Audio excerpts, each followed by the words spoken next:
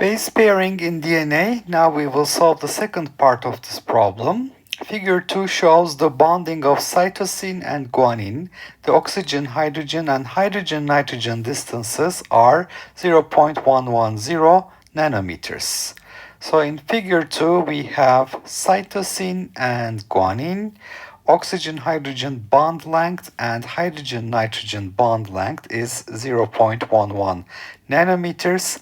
Now this is a little bit more complicated. We have attractive force between hydrogen plus and O minus, repulsive force between O minus, O minus, attractive force between N minus H plus and repulsive force between N minus N minus, and attractive force between O minus H plus and repulsive force between O minus and N minus. So we have to figure out the distances between oxygen and hydrogen, hydrogen and oxygen.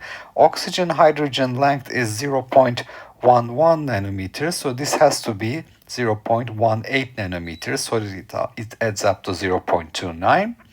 This total distance is 0.3 minus 0.11 gives us 0.19 nanometers as this distance between nitrogen minus and hydrogen plus. And here we have 0.29 minus 0.11. The distance between O minus and H plus is 0.18 nanometers.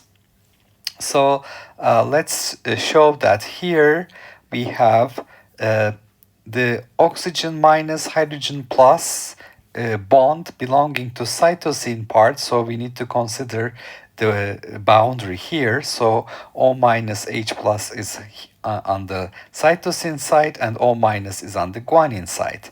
Okay, so this distance was 0.29 nanometers. Now we subtract from it 0.11. This is the 0.18 nanometers.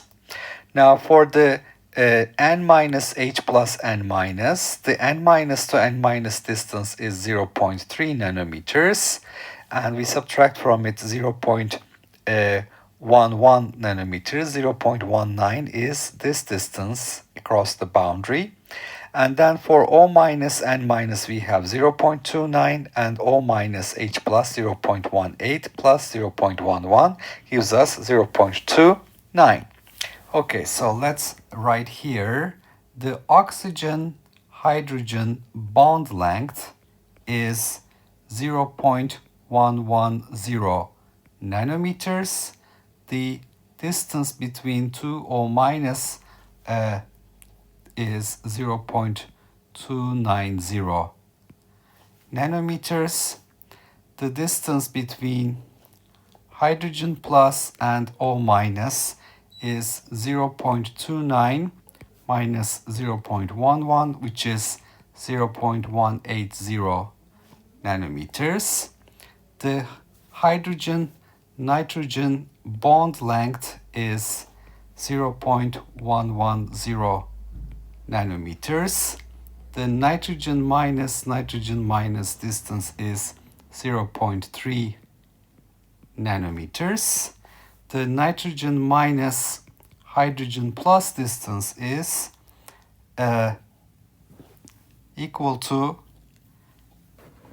the nitrogen minus distance minus hydrogen-nitrogen bond length.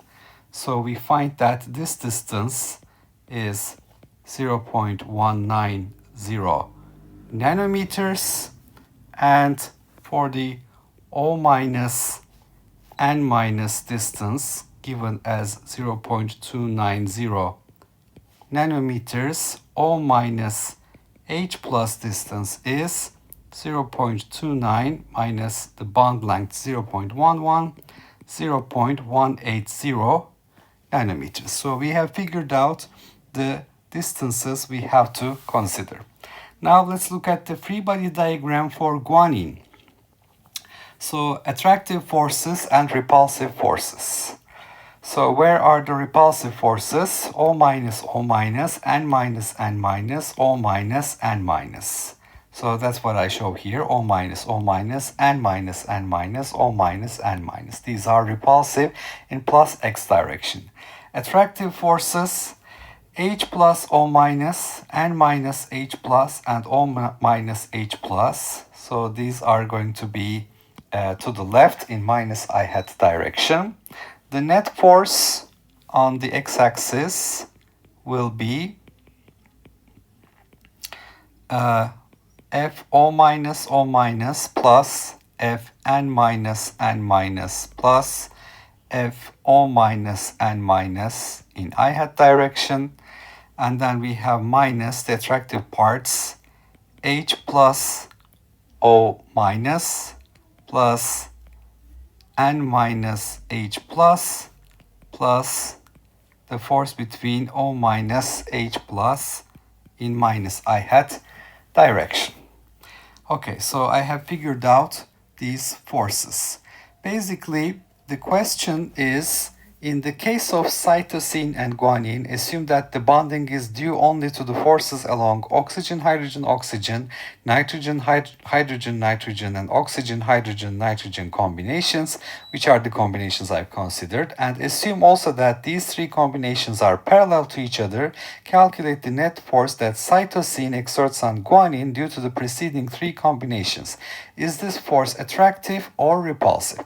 That's basically the question I will answer. Okay, so if I write the net force on the x-axis, it's going to be equal to E squared over, because the charge on each one is magnitude-wise the electron charge. Then I have for the repulsive parts 1 over d O minus squared plus 1 over d n minus squared plus 1 over d O minus n minus squared. These are the repulsive parts. And then minus 1 over distance between H plus O minus squared minus 1 over distance between N minus H plus squared and minus 1 over distance between O minus H plus squared. And it's going to be in I hat direction. So this is basically what I need to calculate, plugging in all the numbers. So the net force on the x-axis will be equal to the Coulomb's constant, 1 over 4 pi epsilon 0, which is 9 times 10 to 9. Electron charge, 1.6 10 to minus 19 coulombs, parentheses squared, divided by, because each of them will be in nanometers, 10 to minus 9 squared. I have conversion to meters for each term. So I have for O minus distance 0.29. 0.29 10 to minus 9, but 10 to minus 9 I have taken outside because it's the common for all distances, plus 1 over 0.3 n minus distance, plus 1 over 0.29 square O minus n minus distance. So let's double check. O minus n minus distance is 0.29. Okay. And then I have minus H plus 1 over H plus O minus distance. H plus O minus distance is 0.18 nanometers. So that is 0.18 squared minus 1 over n minus H plus distance. N minus H plus distance is 0.19. So it is 0.19 squared. And finally, I have 1 over O minus H plus distance. O minus H plus distance is here 0.18. So it's also here, it's 0.18. It's the same. 0.18 squared. So if I do this calculation, I find that the net force is minus 1.2926 times 10 to minus 8 newtons in minus I hat direction. So this basically, the minus sign tells me that minus sign indicates it's an attractive force. It's the bonding force.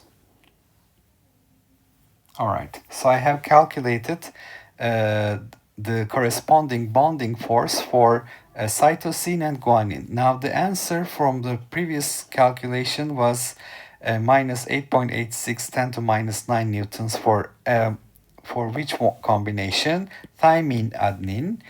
For cytosine guanine, I have a slightly higher bonding force, minus 1.26 10 to minus 8 newtons, but it is still smaller than the force between an electron and proton in the 1s orbital of the hydrogen atom.